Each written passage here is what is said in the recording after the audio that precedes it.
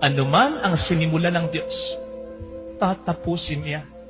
Ano man ang maganda niyang planong inilagay sa buhay mo, ano man ang mangyari, yung itinanim niya, sisiguraduhin niyang magbubunga at ang bunga ay mararanasan mo o ng mga tao balang araw na mahalaga sa iyo. Yes, sometimes we see things that are not happening the way we wanted it, the way we expected it, the way we planned it. Sometimes we see things that are happening that are exactly the opposite. Nagkasakit ka o ang mahal mo, iniwan ka ng taong ito, dinisappoint ka ng taong ito, niloko ka ng taong ito, nalugi ang iyong negosyo, iniwan ka, namatayan ka, nagka-pandemya. Yes, nakakadismaya. Pero, mamili ka. Ano ang paniniwalaan mo? Yung nakikita mo o ang nakikita ng Diyos para sa iyo? Experience will tell us, kapag tayo nasa patag, limitado ang ating nakikita. Hanggang dyan lang.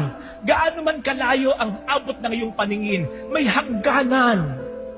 Pero kapag nasa itaas ka, malawak ang vista, mas malawak ang nakikita, mas marami, hindi ba? Kapatid, yung nakikita mong paraan para ang iyong plano sa iyong pamilya ay makamtan, kahit na hindi nag-work yung plano yan, hindi lang yan ang paraan. Napakalawak at napakaraming paraan na nakikita ng Diyos upang ito ay iyong makamtan. Kahit ang iyong pagkakamali ay pwede niyang gawing paraan. Kahit ang pangit na ginawa sa iyo ay pwede niyang gawing paraan. We may run out of options, but never ang ating Panginoon. O hindi ba yan ang sinasabi sa aklat ni Propeta Isaiah? Your ways are not my ways. Your thoughts are not like my thoughts. Alam natin ang eksaktong ibig sabihin nito.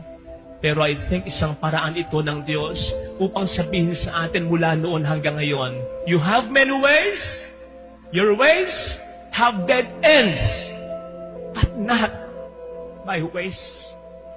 Hindi lang iyan ang negosyo, hindi lang yan ang trabaho, hindi lang yan ang paraan, hindi lang yan ang mararating mo, hindi lang yan ang tao na pwedeng makasama mo, hindi lang yan ang tao na pwedeng magmahal sa iyo, hindi lang yan ang pwede mong gawin sa buhay mo, hindi lang yan ang karanasan.